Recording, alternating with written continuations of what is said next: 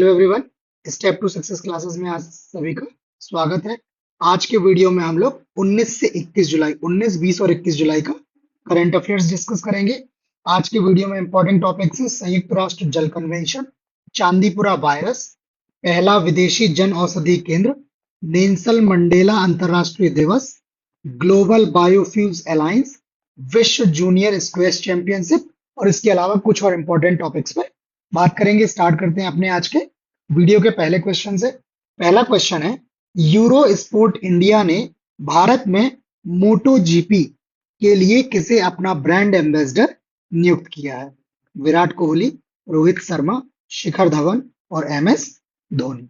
सही जवाब इसका ऑप्शन सी, ये भारतीय क्रिकेटर हैं शिखर धवन। इनको यूरो स्पोर्ट इंडिया ने भारत में जो मोटो जीपी आयोजित होना है उसके लिए अपना ब्रांड एम्बेसडर नियुक्त किया है। ठीक है, ये जो तस्वीर है उसकी, वो तस्वीर यहाँ पे देख सकते हैं। और इसका जो अभियान है, उस अभियान का नाम है फेस कर रेस कर, जिसमें ये शिखर धवन आपको दिखाई देंगे। अगला क्वेश्चन देखते हैं।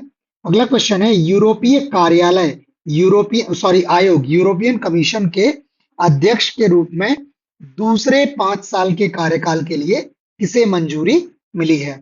Angela Merkel, Ursula von der Leyen, Christine Lagarde और थेरेसा मे। तो इसका सही जवाब ऑप्शन बी, ये उर्सुला वॉन डेर लेन है। इनका एक जो 5 साल का कार्यकाल है वो पूरा हो चुका था। अब इनको रिसेंटली क्या है, दूसरे 5 साल के कार्यकाल के लिए मंजूरी मिल गई है। किसके लिए? यूरोपीय आयोग के अध्यक्ष के रूप में। ठीक है, और ये जो उर्सुला वॉन डेर लेन है, ये जर्मनी की है। और जब वोटिंग हुई तो 720 में से इनको 401 वोट हासिल हुए हैं। ठीक है, ये राइट हैंड पे जो है आप तस्वीर देख सकते हैं, इनकी तस्वीर लगी हुई है। ठीक है, नेक्स्ट क्वेश्चन है, मध्य प्रदेश ने किस योजना के तहत सर्वश्रेष्ठ प्रदर्शन करने वाला राज्य का खिताब जीता है? प्रधानमंत्री स्वनिधि योजना, प्रधानमंत्री जनधन योजना, प्रधानमंत्री फसल बीमा योजना, प्रधानमंत्री ग्रामीण आवास योजना। इसका सही जवाब ऑप्शन ए, ये जो प्रधानमंत्री स्वनिधि योजना है, इस योजना के तहत मध्य प्रदेश ने सर्वश्रेष्ठ प्रदर्शन करने वाले राज्य का खिताब जीता है। ठीक है, इसके अलावा एक दूसरी कैटेगरी है सर्वश्रेष्ठ प्रदर्शन करने वाले राज्यों, नवाचार और सर्वोत्तम तौर तरीके पुरस्कार। इस श्रेणी में मध्य प्रदेश पहले पे और असम दूसरे स्थान पर, जबकि सर्वश्रेष्ठ प्रदर्शन करने वाले शहरी स्थानीय निकाय, ठीक है, 10 लाख से अधिक आबादी वाले शहरों में ऋण प्रदर्शन, इसमें दिल्ली महानगर जो है वो पहले स्थान पर, दूसरे स्थान पर बृहद बेंगलुरु महानगर पालिका और तीसरे स्थान पर अहमदाबाद नगर निगम रहा है। ठीक है, अगला क्वेश्चन देख लेते हैं। अगला क्वेश्चन है, संयुक्त राष्ट्र जल कन्वेंशन में शामिल होने वाला 10वां अफ्रीकी देश कौन सा है? ठीक है, ऑप्शन है आपके Sierra Leone, Zambia, Ivory Coast और जिम्बाब्वे। सही जवाब इसका ऑप्शन सी, ये आइवरी कोस्ट जो है, ये संयुक्त राष्ट्र जल कन्वेंशन या यूनाइटेड नेशन वाटर कन्वेंशन है, उसमें शामिल होने वाला 10वां अफ्रीकी देश है। ठीक है, अगर ओवरऑल इस कन्वेंशन की बात करें तो इस कन्वेंशन में शामिल होने वाला ये कितना है, 53वां देश है। ठीक है, बाकी आइवरी कोस्ट जो है, ये अपने 6 पड़ोसी देश, यहाँ पे मैप लगा हुआ है, ये आपका आइवरी कोस्ट रहा, ये लाइबेरिया, गुयाना, माली, बुर्किना फासो, घाना। ठीक है, तो ये जो 6 पड़ोसी देश हैं, इनके साथ 8 सीमा पार वाली क्रॉस बॉर्डर रिवर वैलीज, जिनका नाम है ब्लैक वोल्टा, विया, तानोई, कोमा, नाइजर, सांसंद्रा, केवली एट नुआन को साझा करता है। ठीक है, इनका वाटर जो है, मतलब इनके जो है वो कई देशों से ये क्या कर सकते हैं, अपने जल को साझा करते हैं। ठीक है, एक और डेटा है, वैश्विक जल सुरक्षा 2023 मूल्यांकन जो है, उसमें आइवरी कोस्ट को अफ्रीका में 40वां सर्वाधिक जल असुरक्षित देश बताया गया है। ठीक है, थोड़ी सी डिटेल संयुक्त राष्ट्र जल कन्वेंशन के बारे में। इसको 1992 में हेलेंस्की में अपनाया गया और ये 1996 में क्या हुआ, लागू हुआ। और ये कन्वेंशन जो साझा जल संसाधन है, जो ज्वाइंट वाटर रिसोर्सेज हैं, उनके स्थायी प्रबंधन, उनके संघर्ष की रोकथाम और क्षेत्रीय एकीकरण, रीजनल इंटीग्रेशन को बढ़ावा देना है। लाइक एक वाटर बॉडी को अगर 2 या उससे अधिक देश जो है यूज कर रहे हैं, उसके रिसोर्सेज से बेनिफिट ले रहे हैं, तो वैसे वैसे सरकमस्टांसेस में इनके बीच में कोई तनाव ना हो और ये क्या कर सके, उस जल स्रोत का ऑप्टिमम यूज करके उस सब कार्यों के लिए कन्वेंशन जो है वो क्या करता है, कार्य करता है। ठीक है। बाकी ये जो संयुक्त राष्ट्र जल कन्वेंशन है, ये स्टार्टिंग में यूरोप के लिए था, जबकि ये 2016 से विश्व स्तर पर क्या हो गया है, इसका विस्तार हो गया है। ठीक है। और इसमें विभिन्न क्षेत्रों की पार्टियां शामिल हैं, जिनमें हाल ही में अफ्रीका, मध्य पूर्व और लैटिन अमेरिका को भी शामिल कर लिया गया है। ठीक है। नेक्स्ट क्वेश्चन डिस्कस करने से पहले मैं आपको बता दूं कि यूपी पीसीएस प्री और एक यूपी आरओ ये दो परीक्षाएं जो है वो आयोजित होने वाली हैं। एक परीक्षा अक्टूबर में है और दूसरी परीक्षा दिसंबर 2024 में आयोजित होनी है।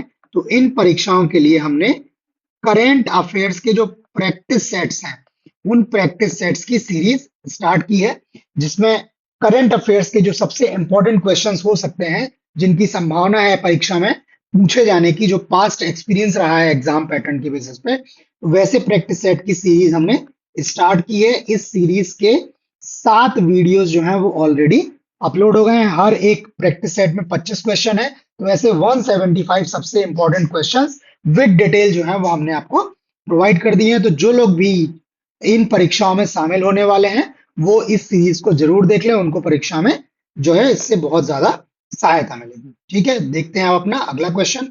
अगला क्वेश्चन है, चांदीपुरा वायरस का प्रमुख प्रभावित समूह कौन है? ठीक है। सबसे ज्यादा ये किसको इफेक्ट करता है? वयस्क, बुजुर्ग, नवजात शिशु, 15 साल से कम उम्र के बच्चे। इसका सही जवाब ऑप्शन डी, ये 15 साल या उससे कम उम्र के बच्चे जो हैं वो चांदीपुरा वायरस का क्या है, सबसे ज्यादा प्रभावित है। और ये चर्चा में इसलिए है बिकॉज अभी गुजरात में चांदीपुरा वायरस के कारण करीब 15 मौतें देखी गई हैं। ठीक है। बाकी जो वायरस है, जब इसकी चपेट में व्यक्ति आ जाता है तो उसको बुखार, फ्लू जैसे लक्षणों और तीव्र इंसेफ्लाइटिस, जिसको जापानी बुखार या मस्तिष्क का बुखार भी बोला जाता है, का कारण बनता है। और यह मादा फ्लेबोटोमाइन सैंड फ्लाइज, ठीक है, जिसको रेत की मधुमक्खी बोलते हैं, उस मक्खी के जरिए ये फैलता है। बाकी अभी डिटेल है जो बोल रहे हैं कि मच्छरों के जरिए भी ये फैलता है, बट अभी इंपॉर्टेंट जो है वो ये है कि ये जो मादा फ्लेबोटोमाइन सैंड फ्लाइज मक्खी है, उसके जरिए फैलता है। और इस वायरस के इलाज के लिए अभी ना तो कोई विशिष्ट एंटीवायरल एजेंट है और ना ही इसका कोई टीका या इसकी कोई वैक्सीन उपलब्ध है। बाकी इसका नाम जो चांदीपुरा वायरस है, ये सबसे पहली बार जो है वो महाराष्ट्र के चांदीपुर में देखा गया था, इस वजह से इसका नाम जो है वो चांदीपुरा वायरस है। और माना जा रहा है कि इसकी चपेट में अगर कोई बच्चा आ जाता है तो उसकी 24 से 48 घंटे में क्या हो जाती है, मृत्यु हो जाती है। जो बुखार है वो फेफड़ों के जरिए, जो इसका वायरस का प्रभाव है वो फेफड़ों के जरिए जो है वो क्या करता है, बच्चे के मस्तिष्क तक पहुंच जाता है। अगला क्वेश्चन, निम्न में से किस देश ने भारत में अगले 15 वर्षों में $100 मिलियन के निवेश और 1 मिलियन नौकरियों के सृजन का लक्ष्य रखा है? जापान, अमेरिका, स्विट्जरलैंड और जर्मनी। तो इसका सही जवाब ऑप्शन सी, ये स्विट्जरलैंड में हाल में घोषणा की है कि वो भारत में अगले 15 वर्षों में जो है वो $100 बिलियन और 1 मिलियन या 10 लाख नौकरियां जो है क्या करेगा, सृजित करेगा। ठीक है। स्विट्जरलैंड भारत का जो है वो आर्थिक भागीदार है बड़ा, और वर्ष 2023 में ये भारत का 20वां सबसे बड़ा व्यापारिक साझेदार और भारत में 12वां सबसे बड़ा निवेशक या इन्वेस्टर भी है। ठीक है। अगला क्वेश्चन, भारत के पहले विदेशी जन औषधि केंद्र का उद्घाटन कहाँ किया गया है? नेपाल, भूटान, मॉरिशस और श्रीलंका। तो इसका सही जवाब ऑप्शन सी, ये भारत का जो पहला विदेशी जन औषधि केंद्र है, इसका उद्घाटन मॉरिशस में किया गया है। जो भारत के विदेश मंत्री हैं एस जयशंकर जी, उन्होंने इस केंद्र का क्या किया है, उद्घाटन किया है। यहाँ पे आप मैप देखोगे तो ये मैप में आपको मॉरिशस की पोजीशन दिखाई देगी। ये आपका मॉरिशस रहा, ये मेडागास्कर, और ये आपका जो है वो अफ्रीका है। यहाँ Tanzania, Malawi, Mozambique, south Africa और स्वाजीलैंड। ठीक है। और ये आपका रहा जो है वो हिंद महासागर। ठीक है। अगला क्वेश्चन है, एमवी सी चेंज दुनिया की पहली 100% हाइड्रोजन से चलने वाली वाणिज्यिक यात्री नौका, जो कमर्शियल पैसेंजर बोट है, ये किस स्थान पर लॉन्च की गई है? New York, Los Angeles, San Francisco और मियामी। तो इसका सही जवाब जो है वो ऑप्शन सी, ये संयुक्त राष्ट्र अमेरिका के सैन फ्रांसिस्को में ये क्या की है, एमवीसी चेन, जो दुनिया की पहली 100% हाइड्रोजन से चलने वाली जो है वो कमर्शियल पैसेंजर नौका है, वो लॉन्च की गई। ये सैन फ्रांसिस्को फेरी बिल्डिंग में लॉन्च की गई है। ठीक है, बाकी ये हाइड्रोजन चलित जो नौका है, ये क्या करती है, केवल ऊष्मा या गर्मी और जल वाष्प ही उप उत्पाद या बाई प्रोडक्ट, या जो बोलते हैं कि जिससे उत्सर्जन होता है, ठीक है, तो केवल ये ऊष्मा और जल वाष्प ही क्या करती है, उत्सर्जित करती है।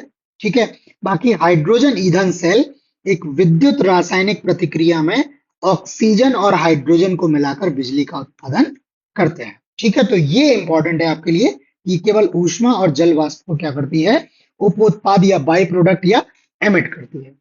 अगला क्वेश्चन, ग्लोबल बायोफ्यूल्स अलायंस का उद्देश्य क्या है? पारंपरिक ईंधनों को बढ़ावा देना, जैव ईंधन का उपयोग बढ़ाना, ऊर्जा की बचत करना, जीवाश्म ईंधन का उपयोग बढ़ाना।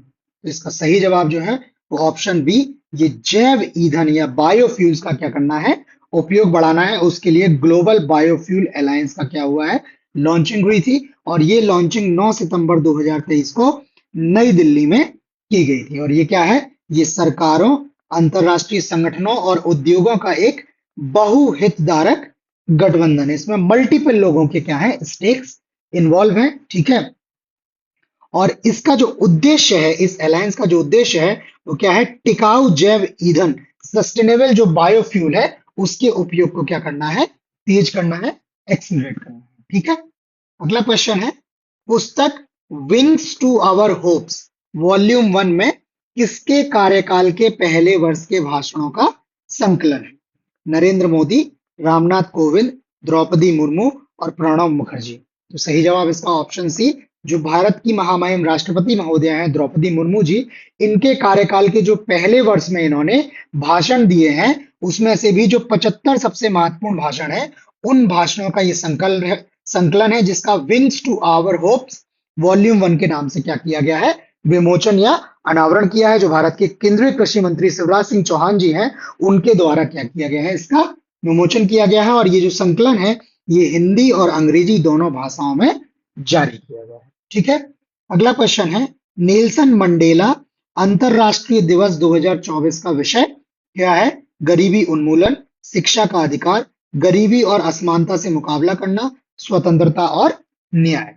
तो इसका सही जवाब ऑप्शन सी, ये जो नेल्सन मंडेला अंतरराष्ट्रीय दिवस 2024 है, उसका जो थीम है या विषय है, गरीबी और असमानता से मुकाबला करना। बाकी ये नेल्सन मंडेला अंतरराष्ट्रीय दिवस है, ये प्रति वर्ष 18 जुलाई को क्या किया जाता है, सेलिब्रेट किया जाता है, मनाया जाता है। ठीक है, और इसकी जो आधिकारिक घोषणा हुई थी वो नवंबर 2009 में संयुक्त राष्ट्र द्वारा की गई थी। ठीक है, और जो वर्ष 2024 का इसका विषय है, ठीक है, वो हमने क्या लिखा है, गरीबी और असमानता से मुकाबला करना हमारे हाथ में, ये जो है इसका विषय है।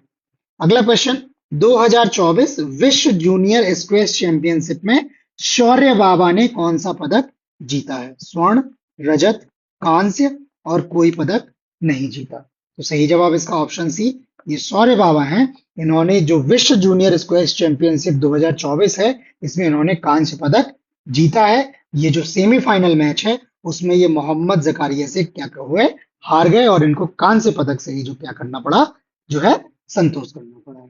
तो ये करंट अफेयर्स की वीडियो में इतना ही। बाकी आपको वीडियो कैसा लगा हमें लाइक करके कमेंट करके जरूर बताएं। बाकी यूपी पीसीएस प्री और आरओ एआरओ की परीक्षा के जो हमने प्रैक्टिस सेट स्टार्ट किए हैं करंट अफेयर्स के, उन वीडियोस को भी आप अवश्य देखें। बाकी आज इतना ही, नए क्वेश्चंस के साथ जल्द मिलते हैं, तब तक के लिए